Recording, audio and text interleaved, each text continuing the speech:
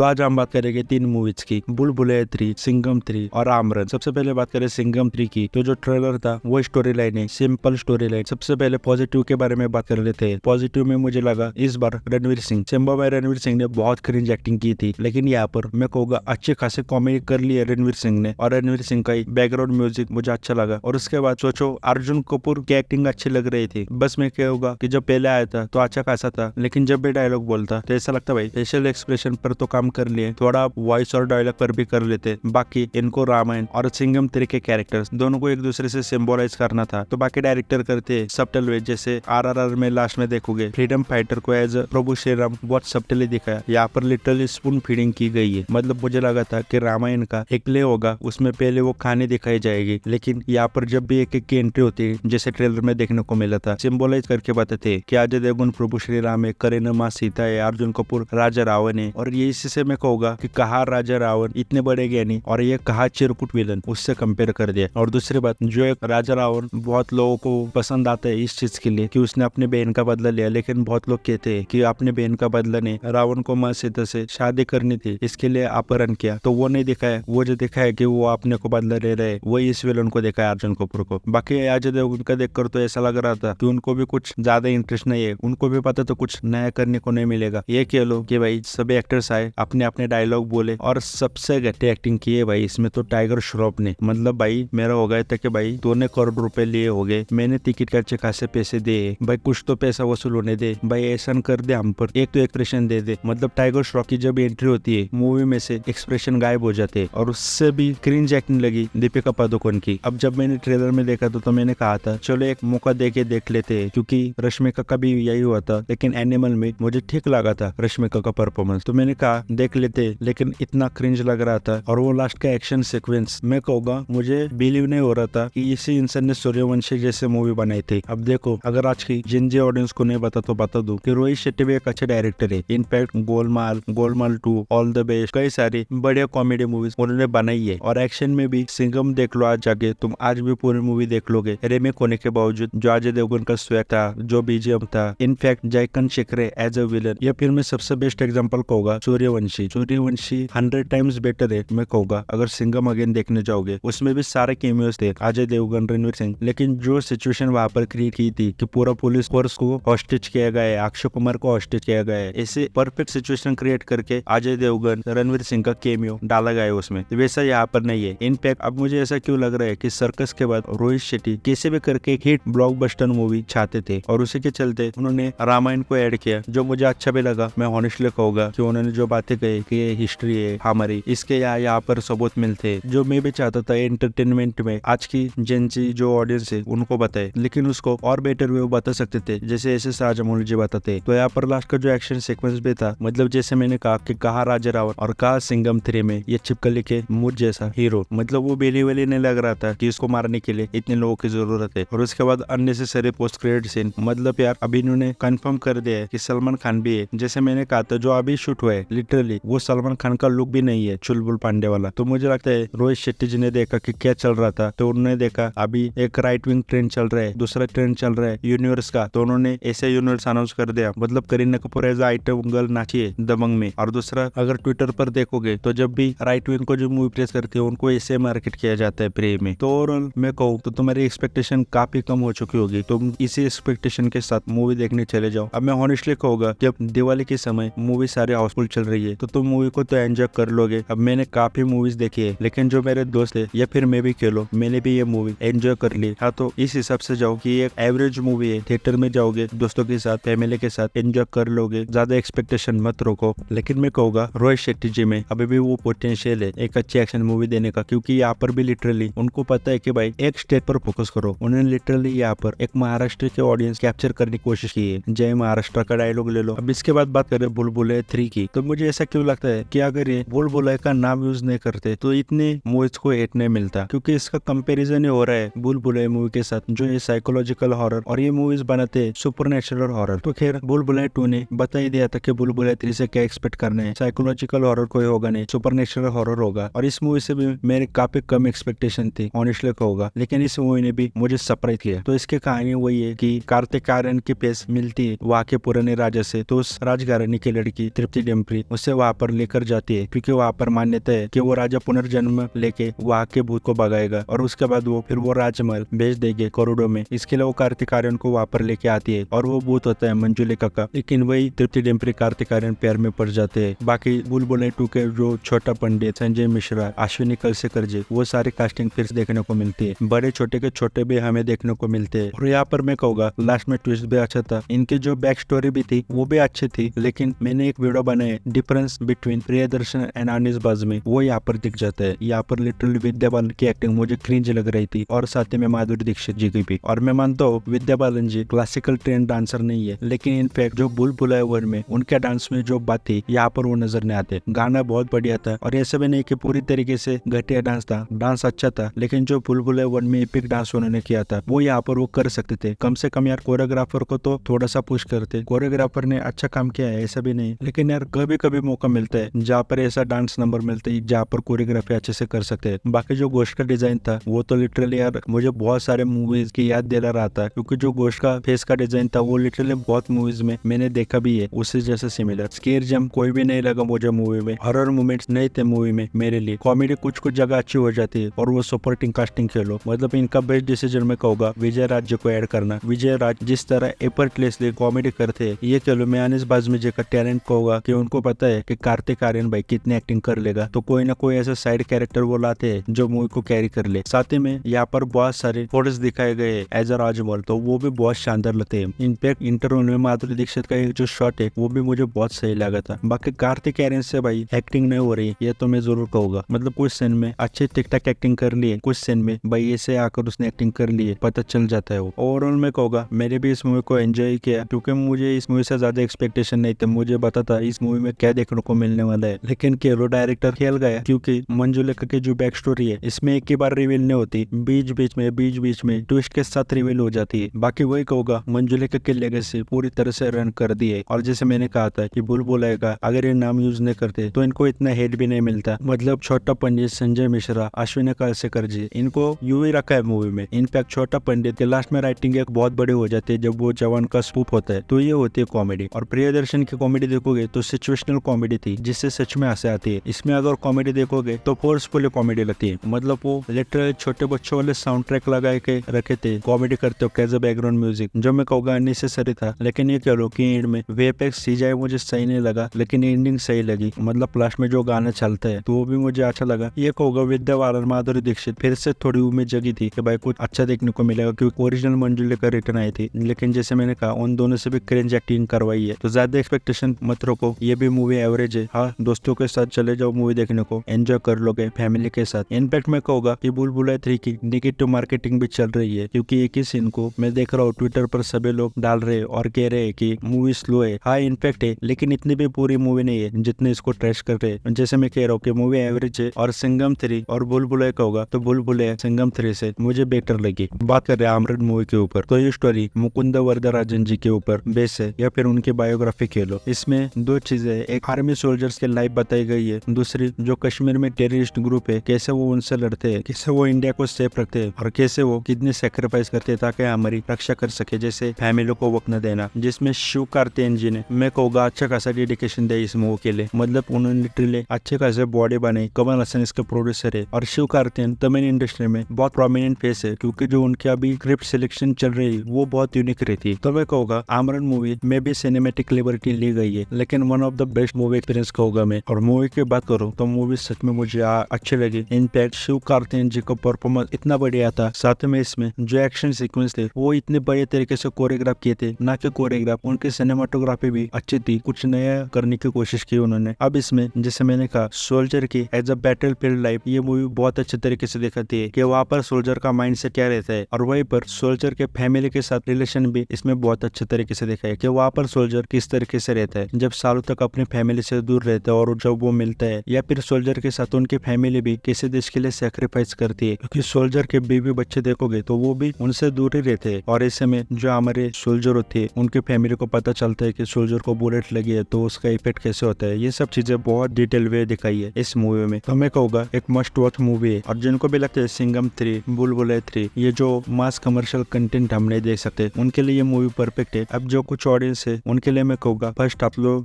लग सकता है और ये मैं भी कहूंगा कि जब ऐसी बायोपिक बनती है तो स्क्रीन प्ले जितना टाइट हो सके उतना रखना चाहिए ताकि ऑडियंस बोर ना हो और ये जो हमारे सोल्जर्स है उनकी कहानी ज्यादा से ज्यादा लोगों तक पहुंचे, ज्यादा से ज्यादा ऑडियंस थिएटर आए। फॉर एग्जाम्पल यूरी आर्टिकल 370 वो बायोपिक नहीं है, लेकिन यूरी मूवी देखोगे तो उसका स्क्रीन प्ले स्टोरी इतनी टाइट थी, कहीं पर भी वो स्लो नहीं था, तो वो लोग देखने गए, ऑडियंस ने एंजॉय की। इस मूवी में कोई फ्लॉ नहीं है, ये मैं कुछ ऑडियंस के लिए कह रहा हूँ जो मास मूवीज देखती है। हाँ, लेकिन फर्स्ट हाफ में मूवी तो स्लो लगती है। तो अगर आमरन मूवी देखने जा रहे हो तो मैं जरूर कहूंगा जरूर इस मूवी को देखने जाओ, लेकिन सिर्फ यह ध्यान में रखना कि इसका फर्स्ट हाफ बहुत स्लो है, मतलब उतना पेशेंस तुम्हें रखना पड़ेगा। फर्स्ट हाफ में नो डाउट एक्शन सीक्वेंस है, लेकिन बीच बीच में लव स्टोरी पर ज्यादा फोकस किया है, मतलब जो इनका रिलेशन था और जो फैमिली का शादी को लेकर एक्सेप्टेंस नहीं था, उस चीजों पर फोकस किया है फर्स्ट हाफ में, जिसको मैं कहूंगा ज्यादा खींचते हैं, लेकिन वो जरूरी भी था पार्ट, ये भी मैं कहूंगा, ताकि वो जो वाइफ हस्बैंड रिलेशनशिप बिल्ड होता है वो दिखा सके। और लास्ट में यार मूवी सच में बहुत इमोशनल करते हैं, मैं कहूंगा बहुत इमोशनल, तुम रो दोगे, ये मैं कंफर्म गारंटी देता हूँ। तो इस मूवी को जरूर देखो। बाकी अगर तुमने तीनों मूवीज देखी तो तुम्हें कौन सी मूवी अच्छी लगी वो जरूर कमेंट करके बताना।